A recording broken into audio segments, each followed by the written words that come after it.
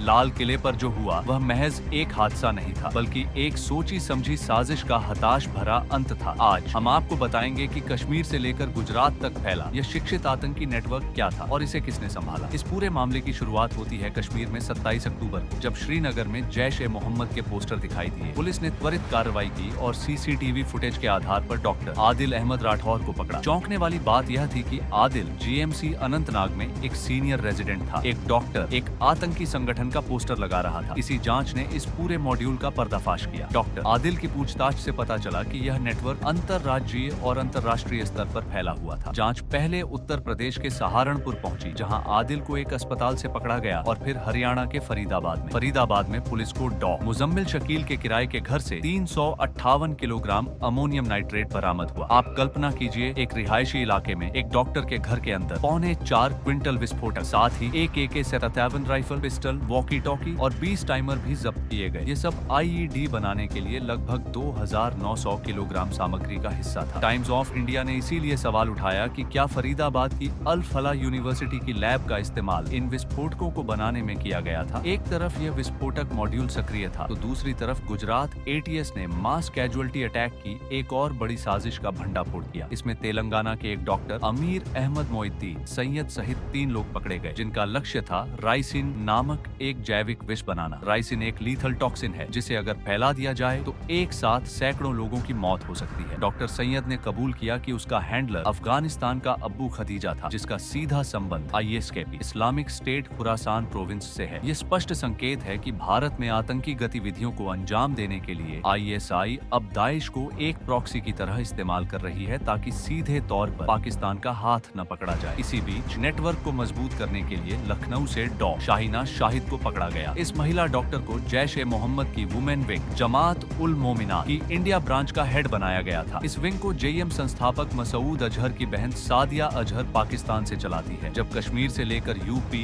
गुजरात और फरीदाबाद तक एक एक करके डॉक्टर, इंजीनियर और वकील जैसे पढ़े लिखे लोग पकड़े जाने लगे, तो आतंकी मॉड्यूल दबाव में आ गया। इसी डेस्पिरेशन में कल शाम 6:52 पर लाल किले के पास एक व्हाइट Hyundai i20 कार में ब्लास्ट हुआ। कार में मौजूद 3 लोग मारे गए, जिनमें से एक डॉक्टर उमर मोहम्मद था। यह घटना आतंक के इस पूरे नेटवर्क के विफल होने के बाद की गई एक हताश भरी प्रतिक्रिया थी। प्रधानमंत्री और रक्षा मंत्री राजनाथ सिंह जी ने सख्त लहजे में कहा है कि जो भी जिम्मेदार हैं, उन्हें न्याय के कटघरे में लाया जाएगा और बख्शा नहीं जाएगा। और दोस्तों, जब हम यह रिपोर्ट बना रहे थे, तभी अल जजीरा ने खबर दी कि इस्लामाबाद कोर्ट के बाहर ब्लास्ट हुआ, जिसमें 12 लोगों की मौत हुई। ये गहन विश्लेषण हमने मेजर गौरव आर्या सर से मिले महत्वपूर्ण संदर्भ और विभिन्न मीडिया रिपोर्ट्स के आधार पर प्रस्तुत किया।